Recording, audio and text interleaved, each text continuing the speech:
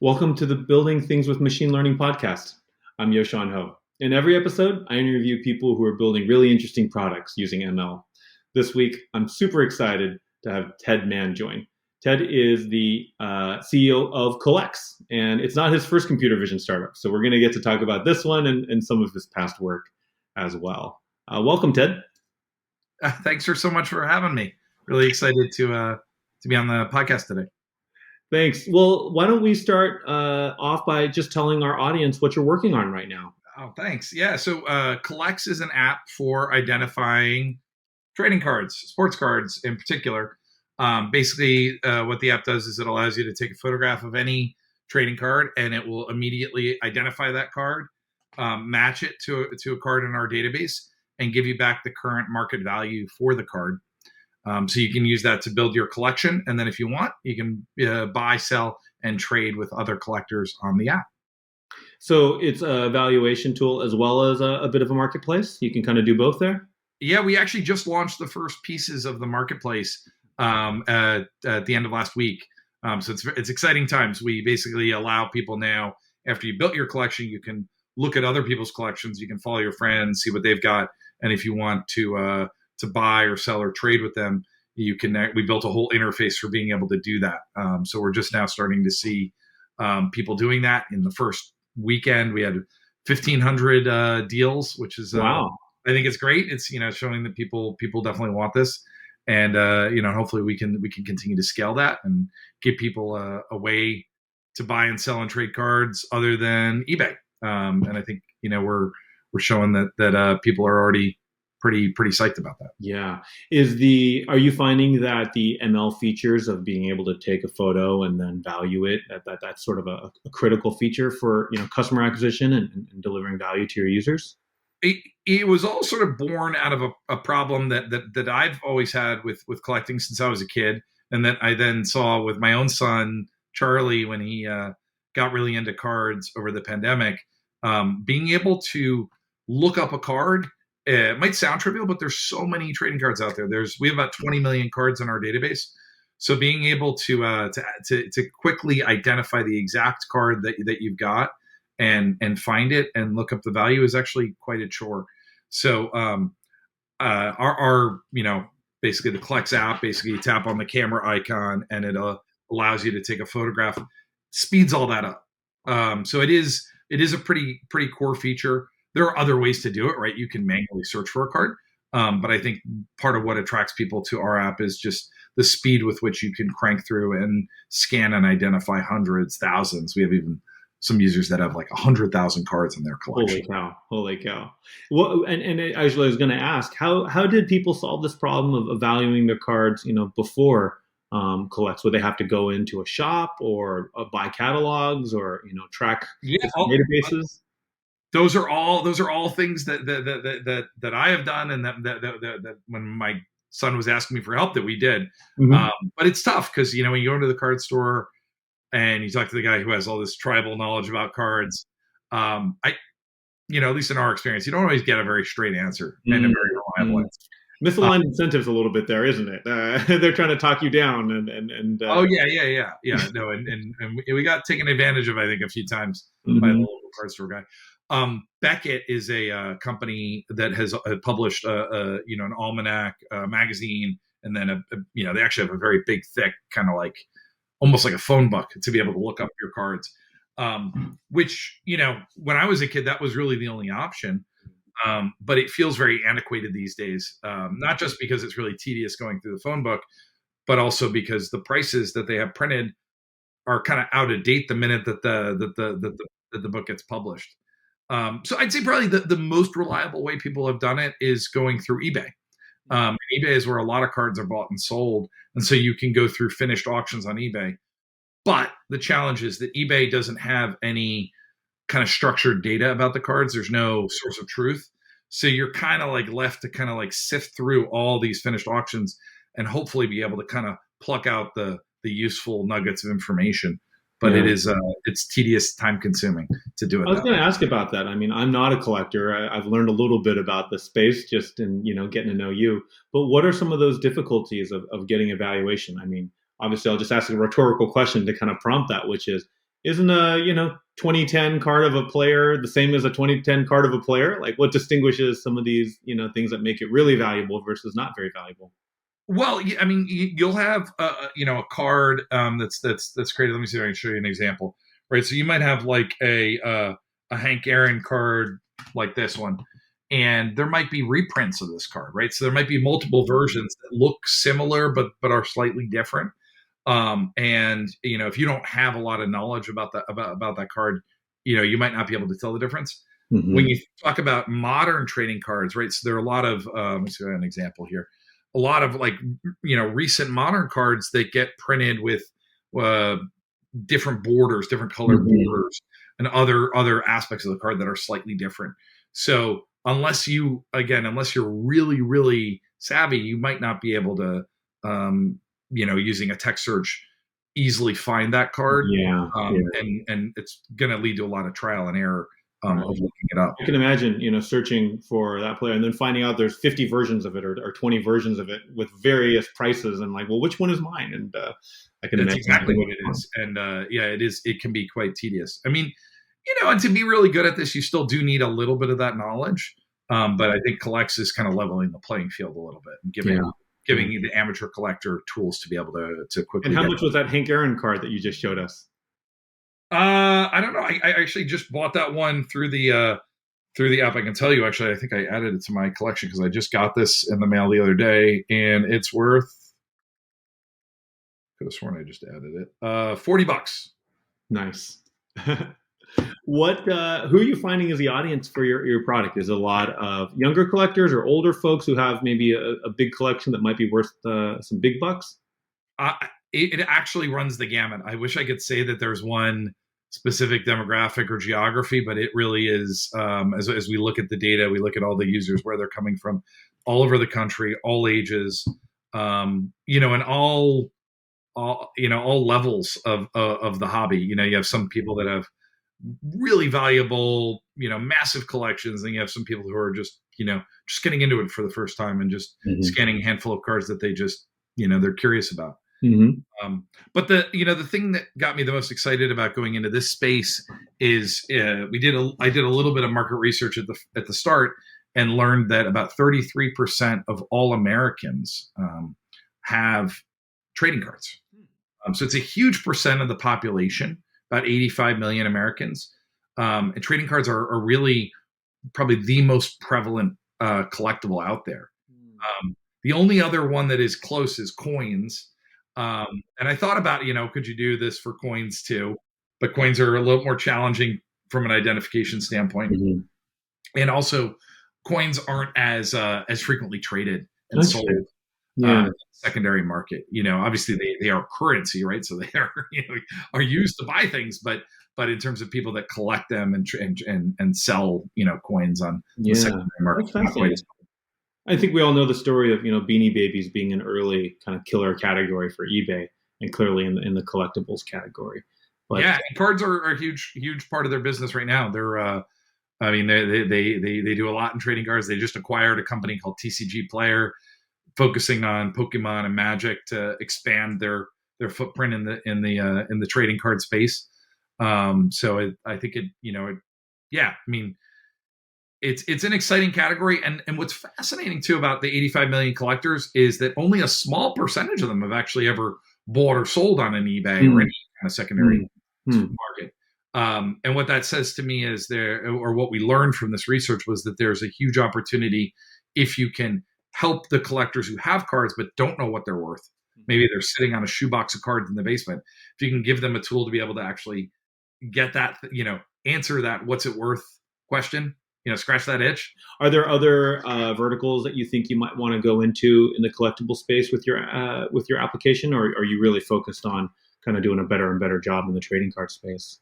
Yeah, so I mean, we've developed some some models that are working quite well on trading cards, even at scale. When you start to do this kind of this kind of reference image matching, getting to a big enough, the data set that we have, about 20 million cards, it is challenging, right, to get it to be as performant at that scale.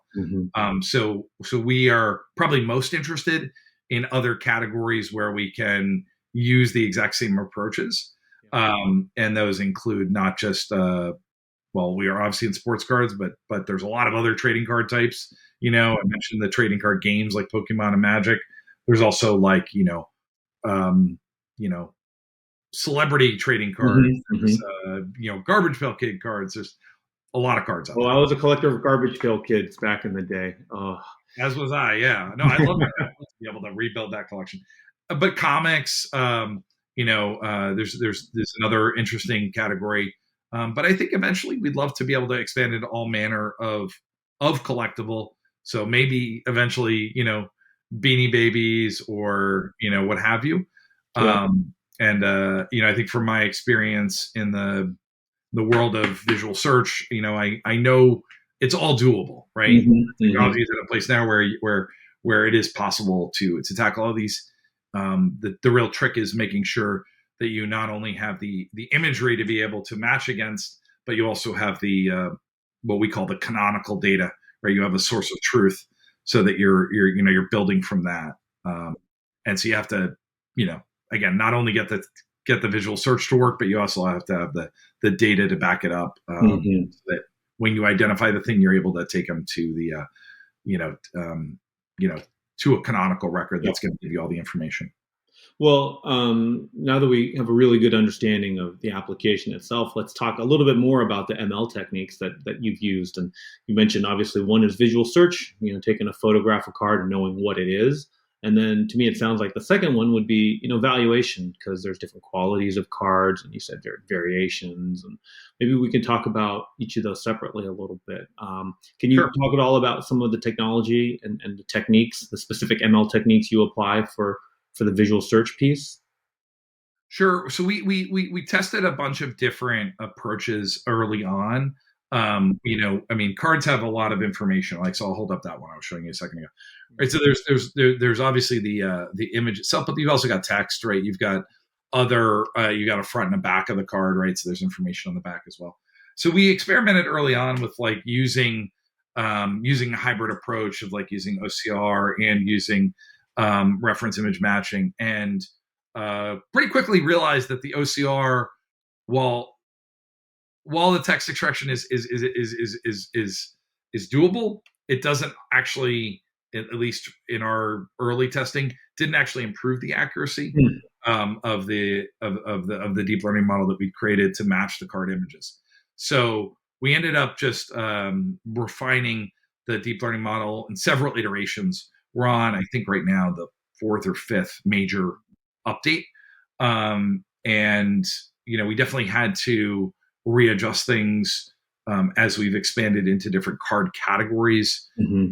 We started to add more modern cards, which have they're shiny and glossy. We had to come up with some techniques to be able to handle that better. Mm-hmm. Um, so it's been an iterative process, but at the most basic level, it's just a deep learning model that's basically extracting. When you take a picture of a card, we're extracting the features of that Mm-hmm. and matching it to the nearest neighbor in the index, Yep. and returning back that result. Gotcha. And we return back not just the top result, but an ordered list of all the cards that are nearby, Mm-hmm. and give that a score. So that allows us to not only return back the top result, but also all of the other kind of possible variations. Oh, got it. We display that in the UI of the app as well. So if I don't know if I could show you an example in here, but if I'm not going to hold you up and try to hold up my phone. Basically, we'll show you like a strip of all the other cards that scored similarly. And we have a confidence threat cutoff, so we don't show every conceivable option, but we show the top results. So when you talk about things like parallels, which are cards that are Different modern border. cards that have different borders, Mm-hmm. we'll frequently show all those different borders. So if for whatever reason, based on the lighting or whatever, we got the wrong one, we it was a purple parallel, but we looked Mm-hmm. at it and saw the visual search matched it to the blue parallel. You can still see those other options there. Got it. Got it. What a nice kind of product management. I don't want to call it a trick, but feature where instead of feeling you have to make the right positive prediction, it's really giving suggestions for the user to then quickly make a decision. Like, of these five, which do you think it is? You kind of put the burden on them a little bit, but it allows them to kind of have a little more control. It'd be classic human in the loop type thinking. Yeah. I mean, in this case, the end user is the human in the loop verifying it, but Right. but it's good because when you make that selection, we can actually capture that and feed it back into the You also system. got them to label for you. It would be kind of like the the term, I think, a Tesla, like if it says you know, we need to swerve out of we think there's a deer and we got to swerve, and the human driver says no, there's not, and tries to swerve back, and that's also a label, right? The Tesla says, I better retrain myself and not think that there's a deer in the road. Candidly, we have not yet reached a point where we're using the user submitted images to go back and automatically add those. We have to essentially evaluate them to see if they're good reference images to use to potentially add to the model. And then they, more often than not, actually, when we've been looking at our user images, they're not suitable to be added to the That's interesting. but we are eager to do that because we do have holes in our database. We have cards that we don't have a reference image for. So we very much like to be able to find more reference images. And obviously our end users are taking a ton of photos. We've had, I think, 30 million cards already from our users submitted through CollX. So there's a ton of material to work with there, but again, they're all being taken with the mobile phone, so they're not really high quality, well lit, well cropped images.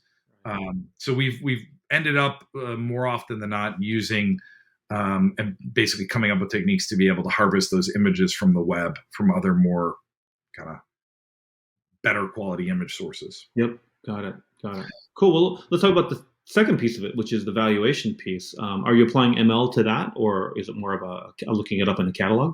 It's well, so a couple interesting things that we learned there. So we at first tried to, so we're scraping finished auctions from a variety of sites, and basically mapping those sales back to our canonical data, right? To the essentially to the card checklists, right? So saying, okay, there were 20 eBay auctions or sales for this card.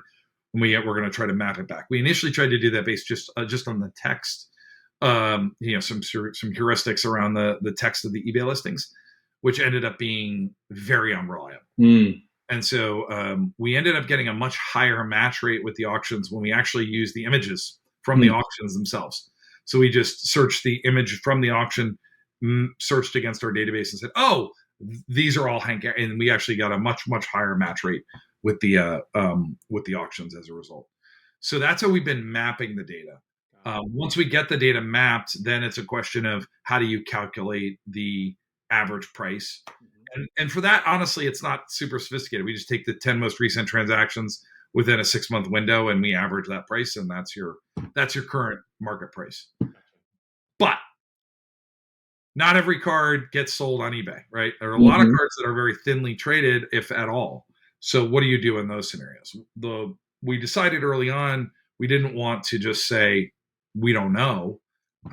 We actually we first we're testing the app, we're sending it to a bunch of beta testers. That was the experience. We had, I don't know what it was, maybe 15% of our cards had prices, and the rest were all just we don't know, NA. And that was a terrible experience. And the end users were basically complaining like, the app didn't work. We're like, of course it worked. It identified the card, it matched it. We just don't know what the price is. And they were like, no, that's not good. So we basically came up with it's call it an algorithm is I think probably a little generous, but it's basically we came up with a way of calculating a low estimate for each set, basically taking the lowest values for cards sold in a given set, using that as a starting point, and then we apply a series of multipliers for based on the athletes, based on the attributes of the card, like whether it's a rookie card or an autograph card. And then if we don't have any historical data on that card, we use that estimated value and those multipliers to essentially back into an estimated price. Sure.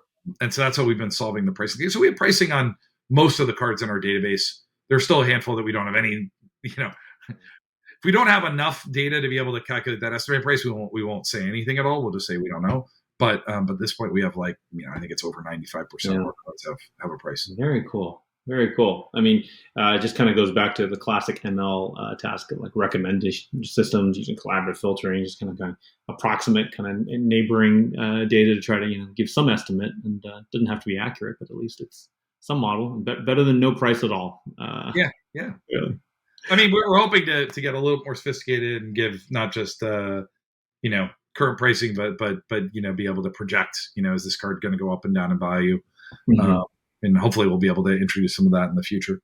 A thing that I think is kind of interesting about CollX. So if you see in our app right now, we have this like little UI in the bottom of the camera Uh-huh. we call the drawer. And Mm-hmm. if I take a picture of a card, it basically just drops down into that drawer, and then I can take a picture of another and another and another. And you can Mm-hmm. see this on our website if you want to throw up some visuals. Yep. You'll see how it works. A lot of people sort of really like this because it allows you to basically scan a whole bunch of cards at once. Mm-hmm. Right. So this is actually something I learned about in my prior startup, which if you want we can talk about. But it's this whole idea of basically building a list, and in the experience where you're building a list of things, whether it's a shopping list or whether it's a wish list or whether it's a batch of cards that you're going to add to your collection. If you keep the user in the camera and give them some visual indication of whether the thing was identified or not or what the price is, great. But then they can continue to kind of crank through and just scan. What this also does with the UX trick here is that it allows us to, in the case of CollX, we're not doing the feature extraction on device. We made a conscious decision not to do that. And instead submit the image to the cloud, process it there, return the result. The downside of that is there's latency, right? We're adding several seconds in, upload, identify, respond. We could certainly shorten that by doing the feature extraction on device and not, handle sending images back and forth. But we knew early on we wanted to be able to send those images up to the cloud because we wanted to have an actual photograph of the card. So when you're building your collection, it's actually your card, not some stock image that we're using. And the cool thing about this kind of experience is that latency doesn't impede the user experience. Because you can keep going. It's like a queue. Keep going. So it's processing, even if it's processing essentially in the background, you're not holding up the user. Yeah. And it works really well. So whether you have a visual search solution that, we talk about human in the loop, I have a lot of experience with that with my prior startups.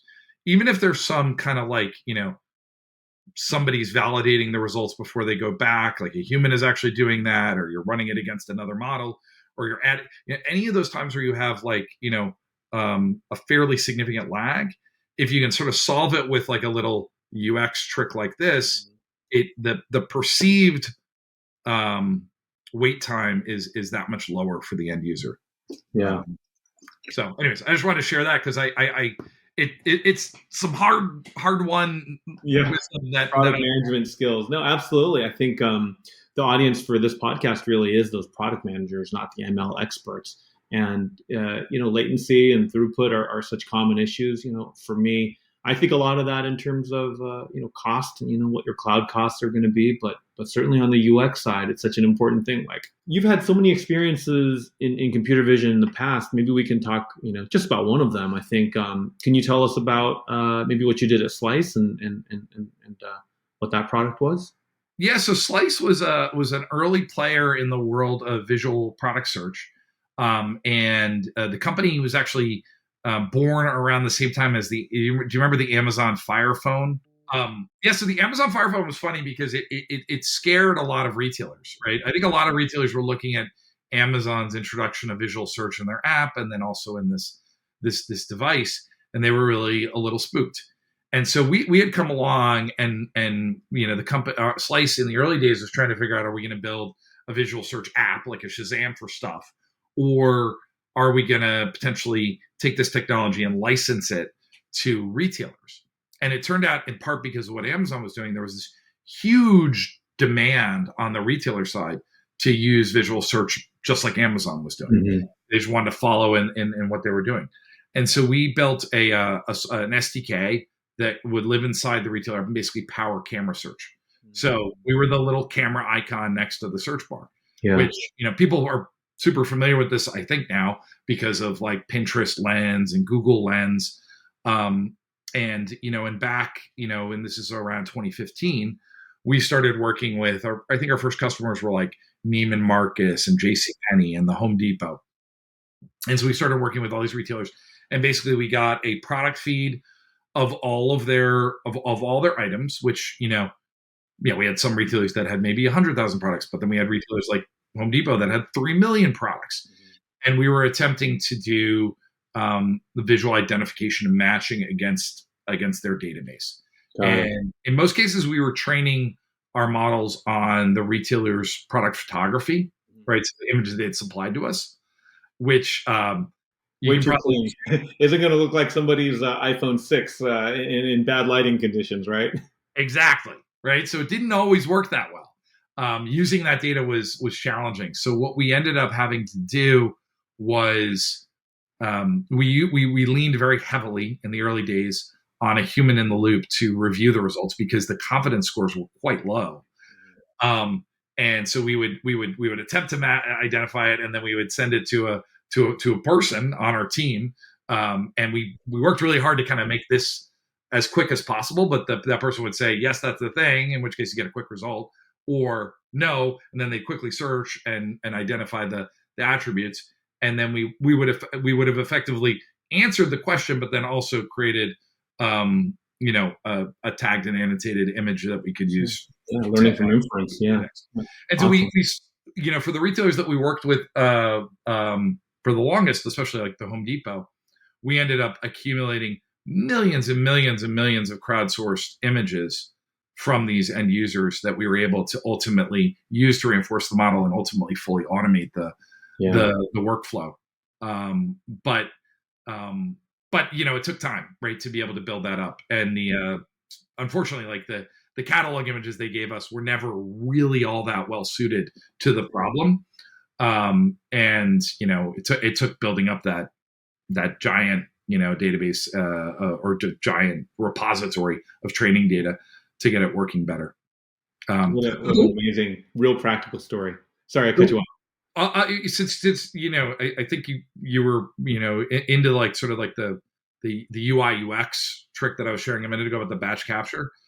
One of the UI UX tricks that we learned early on with Slice that I think is also really useful is when one of the queries would hit a human in the loop, there was a fair amount of latency. We got it down to like about 10-second response time, which is pretty good for like a human in the loop solution, but still long in the age of like instantaneous Google and Siri and things like that. So we when the people on our team were doing those searches, what we ended up doing is as they would key in search phrases, we would actually kick that back to the SDK and display it. And so essentially the keywords that were inputted manually would appear on screen. And it had the net effect of, even though you're waiting for a result, you could see that something was happening, something was happening detected. So again, when you talk about the perceived latency, because there was something always happening, you weren't just watching a spinner or a progress meter, you were actually seeing words appear. And even if they were words that had just simply come from a human tagger's mind, they displayed. So it was funny when we started to remove the human in the loop from some of these workflows. What I thought was really fascinating was, even though we dramatically reduced the response time, people actually thought it took longer. Wow. And the reason they thought it took longer is because none of those keywords were coming back. Right. And so do you know what we ended up doing? We had in our workflows, the way our Slice system ultimately worked is we had there was a deep learning model, but there were also several other visual search operations that happened before it would get to the deep learning model. So there was typically a category classifier, maybe a detection model that was like attempting to isolate it was a piece it was a fashion client, and we're identifying each of the articles of clothing in the picture, right? So we run it through all these models. We even had like a barcode detection because a lot of times people would scan, Sure. barcode with the same thing. So we had kind of like this kind of like sequence of Lego bricks of different operations.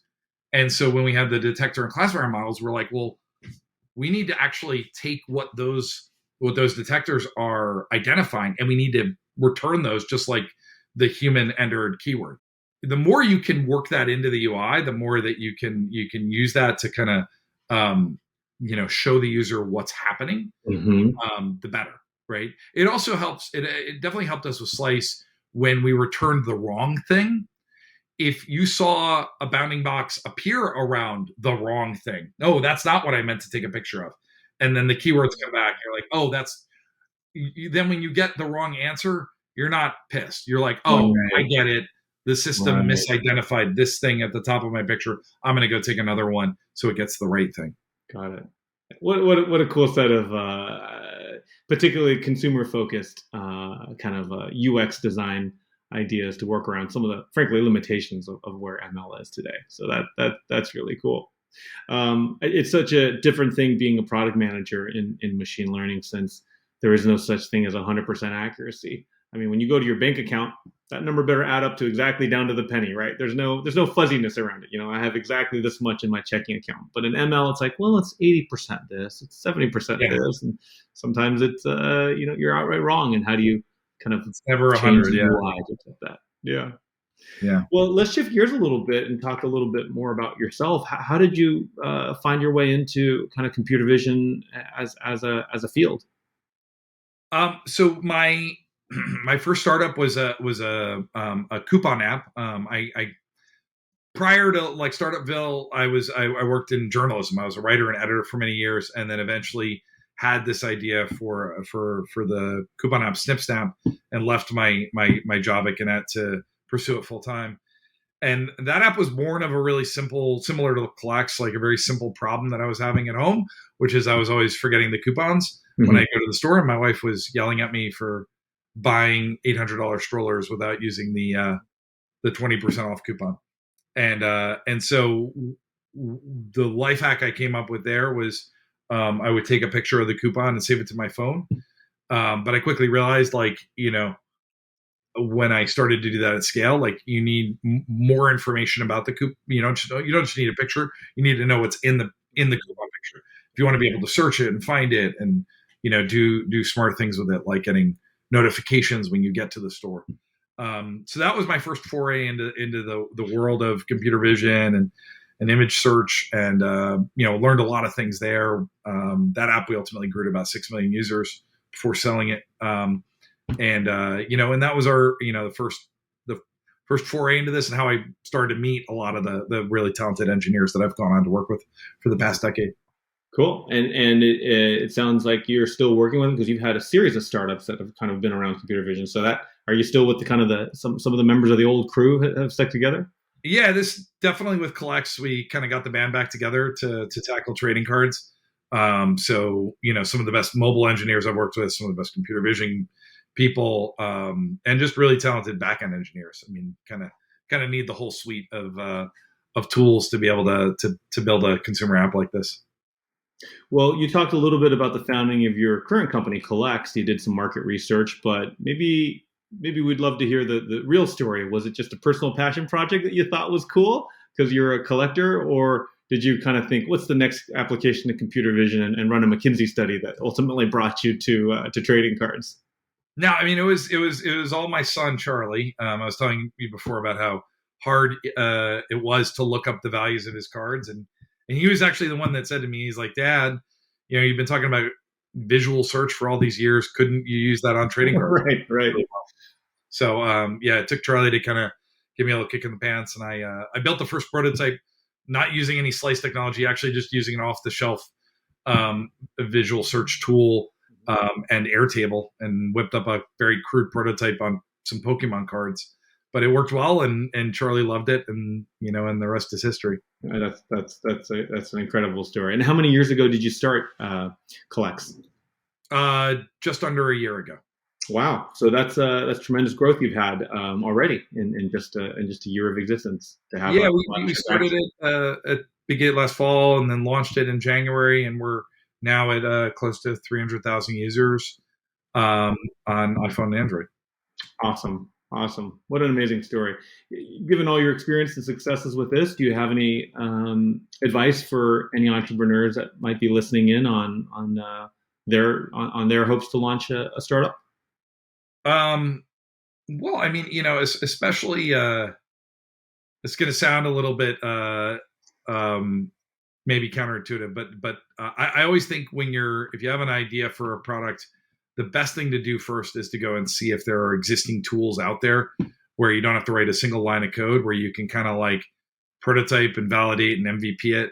I was just mentioning a second ago, like I used like Airtable, right, which I was able to hook up to like an off the shelf kind of visual search API and get the initial kind of prototype for CollX built with relative ease. I mean, I'm not an engineer by trade. You can probably tell that by the way I'm talking.